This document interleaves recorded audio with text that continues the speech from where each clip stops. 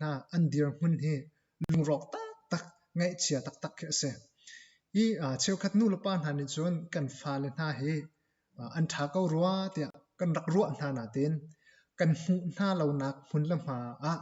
zai tin da an thut an dir zai tin da khwa an sak ti he nu la pan kan fa le kan thai lo mi na he tam pi an i chu batak ten atu tan zong a hen vun lang ter mi ase i zai ruang kan ti sia chun lai mi phun chu mi phun tlo te kan si i mi phun tlom te kan si chin chap a hi ban tuk in ning chang lo le nun zia do thalo chun khri fa kan si nak zong zai mat mel chut nak lo in kan nun chan da kan zia za hi ban tuk ro he lung fa lo ok atha lo i me tam pi chu kan fa kan naw na chu biak in chunga hla an chong hla an sa tha te ani pum ko na in i niruk ni zer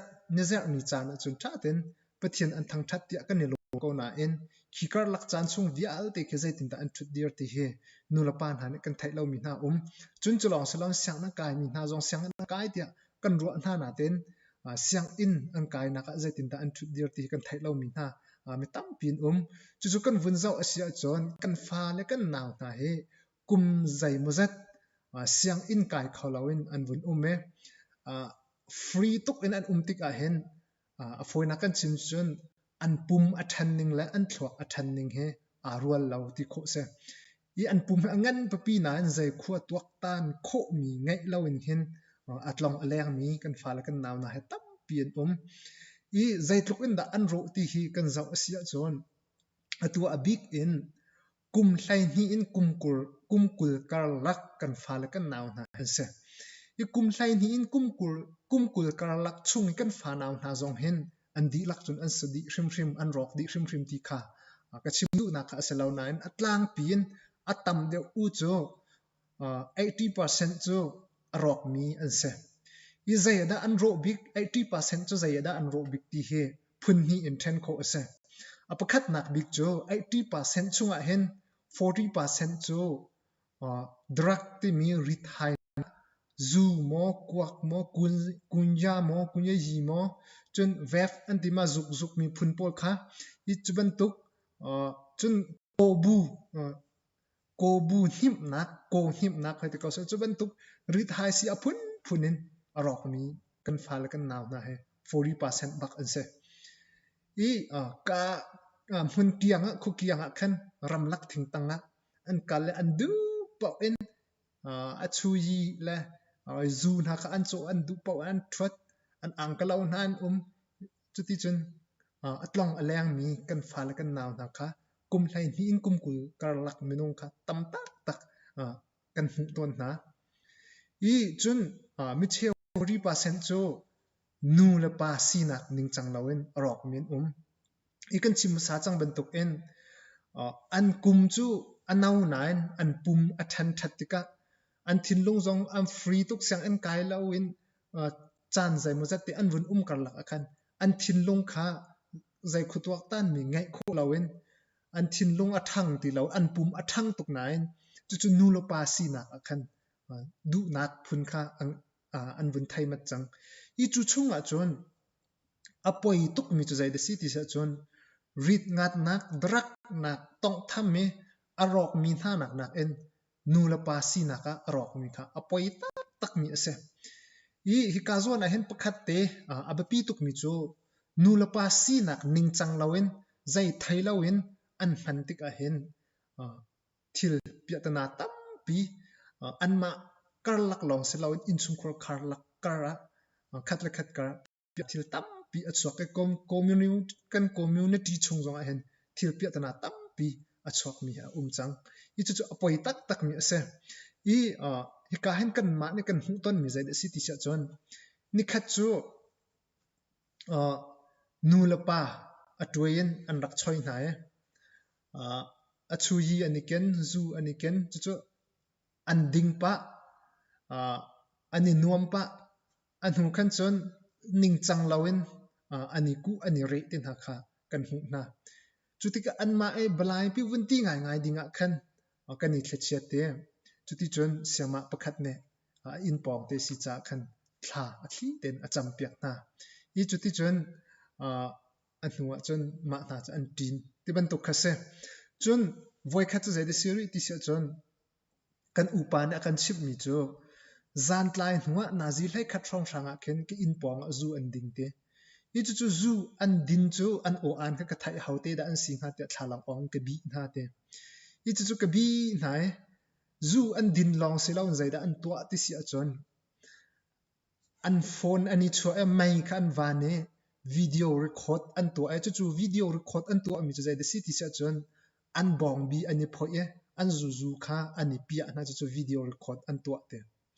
i chu ti chun ko hoi ngiat ko na an huwa khan chun amma din ten ading mi tham chu mi fanu for pa pi thol ok la doi ok atu kan ni khwa te khwa kha karuat te asanain an huwa chun an buai ba ye ka haw te na ka an lam te chutika hi chu an luan deuh chang ka ti ka tum no na haute da nan si ka ti na an nu la am pa min an sang chun an ma min te ban tu ka ha na chun ka tin tar na ya te i chim du mi chu ban tuk chun kan fa la kan naw na kha tam pi arok ral min i an hlain ke ban tuk in siang in akai lo mi kan funu kan fa pa na an ro ra ka chu khat lain vu ri sa khat lain shari na se siang in akai lio mi shim kan fanu kan fa pa na arok mi mi naw tam tu kan i khuchunga silawin khukiang kap deu a thing tanga ram tanga te ban tukin zar pani chana mo chun mi cheu khat chu siang in kai chan rima chun thing rima khan siang in a kai ban tu te ani tare an nulam pasina chun siang in kai chana ang kai tin chana an tin chun chu chana an chwak ve nain alakar chung via te ya khan siang in na cha chun lawin i ching na ka nungak lang wal ha i dei na khan amang mi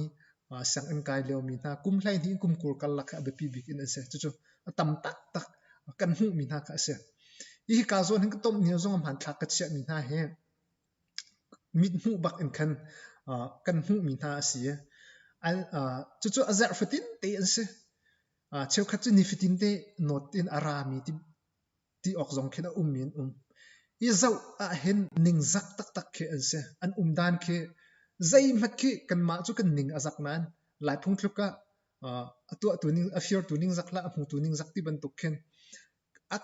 ang kan hu zong zai mat an zai ma poilo zai ma ang kan rel me mam lo i sik zonga zai da ni sai te phun khin ase an kan hu kau bu bakhen ani nam ani kup ani rek nu pasi naka tong lau ding pul kha ani tong tham piak mi kan mit na mu mi na ka tam tuk an mi chu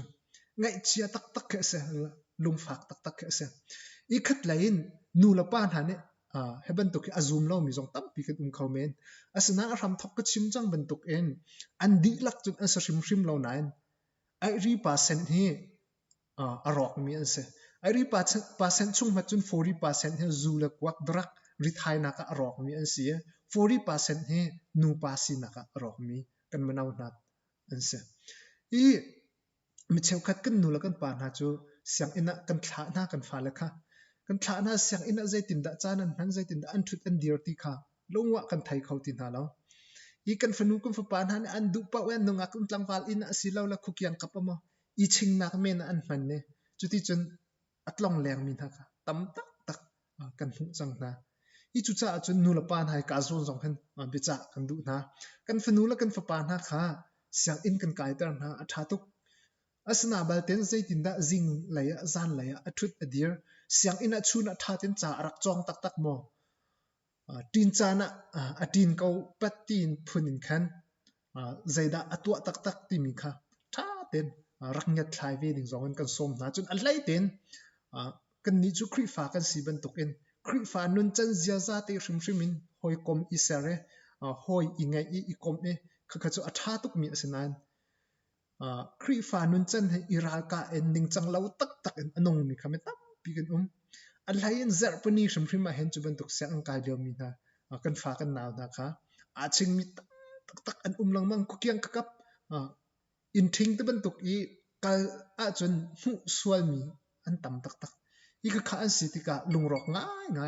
ngai chiang ngai kha se i chu cha chun nu la pan ha fak pin kan fa kan naw na cha hen chan pe naw se pathian bia zong in chon piak kho izom na se kan tak sa sinak en kan minong sinak en kan chon piak na asia chon chu san chat lai ve ko lai na ten chu nak en pathian bia ha batak ten zan zonga thla I cham piak le I chon piak dai thang shum shum thla ase ti he a hlai in ka zon ten som kan du mi na ase I nu la pan ha kan lung phim na ase kan fa la hi sang en angkai tia kan ruwa na I akai mi zong chen tak tak ko nain chan kan laka du pau na tlong leng mi kan fa le na nu la pa han chen a tha tuk mi an lo na ten kan hu lo ha na zai tin an tlon len ti kan hu tin ha lo ti ka hen chu ning chang lawan rak thu dir mi fa la naw na kan ma mit mu shim shim atam tuk an rak chang cha hen I ra ring ten kan funu kan fa na he an tlung kal nak ngia thlai na ose hlat thlai na ose siang in khan chung ni cha an chon phat hin me cheu chu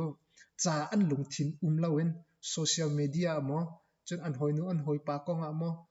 chun zagan tilai din la ai rit ngat nak te bentuk happy lai mo ke bentuk in khin akal mi tam tuk kan funu kan fa na an cha hen dai thang shim shim na la ose ni na kan